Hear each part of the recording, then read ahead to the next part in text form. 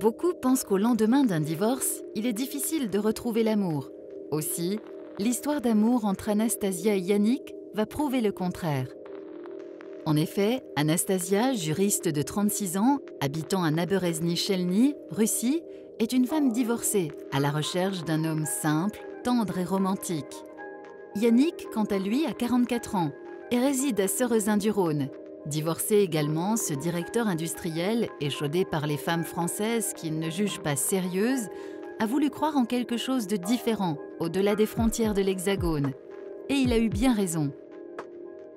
Aidé par Eurochallenge, Yannick a eu l'opportunité de faire la connaissance d'Anastasia, d'abord par le biais d'un échange de mails, puis en réel, lors d'un séjour de quelques jours en Russie.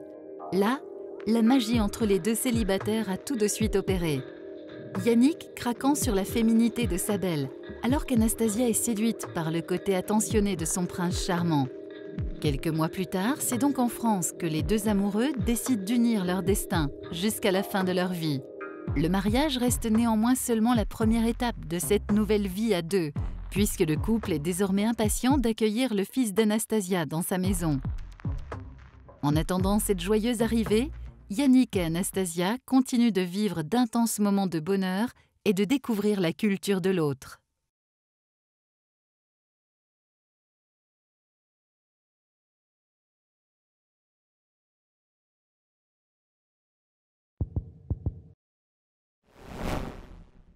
Eh bien, bienvenue à Anastasia et Yannick. Je suis très heureuse de vous rencontrer aujourd'hui à l'agence Eurochallenge parce que vous êtes...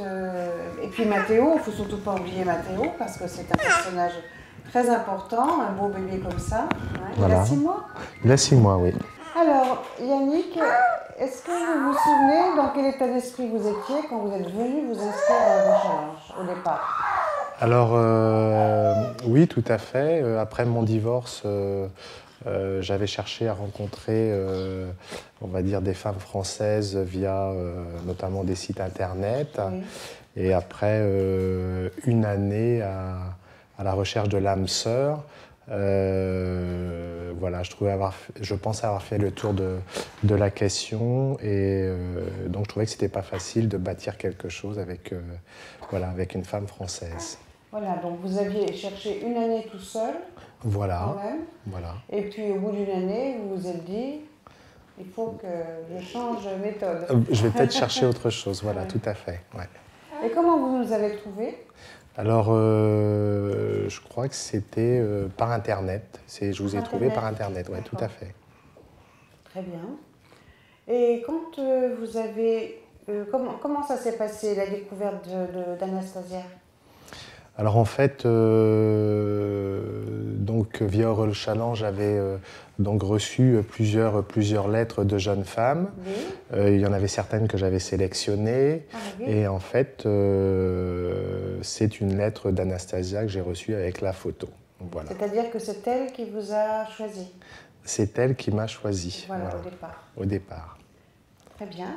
C'était un bon choix, Anastasia. Bravo. Félicitations. Vous avez choisi un très bel homme français. Pourquoi un homme français? Racontez-moi pourquoi vous avez préféré choisir Yannick plutôt qu'un homme russe, par exemple. Je cherchais non seulement un homme français, mais un homme gentil, un homme avec plein d'ambition, un homme très calme, un homme très doux. Like for family life. En russe, c'est très difficile de trouver un homme avec ces genres de qualité, et c'est pour ça que j'ai approché Eurochallenge. Très bien, très bien. Voilà, ça se passe bien comme ça. Comment s'est passée votre première rencontre? Alors, la première rencontre a été, on va dire, assez chaotique, puisque pour des questions logistiques et des problématiques de visa, en fait, Anastasia avait atterri à Prague et en fait, c'est un ami qui était en visite dans les pays de l'Est qui a ramené Anastasia en voiture jusqu'à Metz. Et en fait, on s'est rencontrés à Metz, donc moi j'ai fait le chemin Lyon-Metz. Et vous êtes tombé amoureux tout de suite en la voyant, ou bien si vous étiez déjà amoureux avant? Je dirais que effectivement, Anastasia m'a pas laissé insensible. Voilà, même si j'avais pu rencontrer d'autres femmes par l'intermédiaire d'Eurochallenge, Oui. je dois dire qu'Anastasia était, voilà, est une très belle femme et c'est vrai que je suis tombé sous le charme. Oui. Et votre demande en mariage, elle s'est faite dans quel délai à peu près, après l'avoir rencontré? Je dirais que ça a été une démarche naturelle en fait, puisqu'après la première rencontre, on s'est revus une autre fois à Kazan, donc avec son fils. Oui. Et donc après, on a décidé d'entamer les démarches qui prennent quand même pas mal de temps. Donc vous avez compris que c'était la bonne personne pour vous? Voilà, C'est- tout à fait.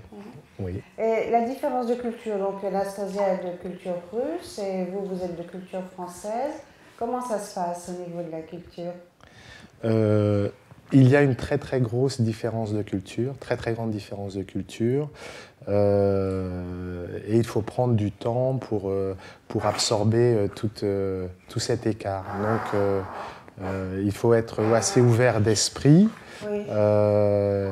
Il faut aimer aller à la rencontre de l'autre, Oui. et que chacun fasse un chemin de son côté. Voilà. Mais la différence de culture ne vous sépare pas, au contraire, ça vous rapproche. Tout à fait, la différence de culture rapproche.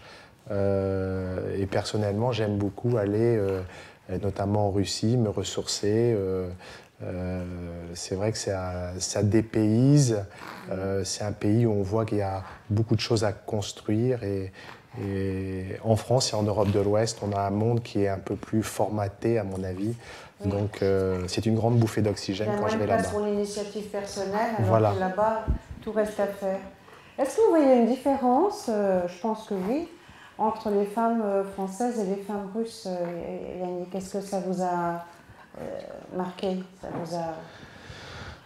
Oui, il y a une très très grande différence. Je pense que au niveau des femmes russes, on est beaucoup plus dans l'essentiel, Oui. au niveau de la vie en fait. Le superficiel qu'on peut rencontrer dans nos sociétés modernes est beaucoup moins présent.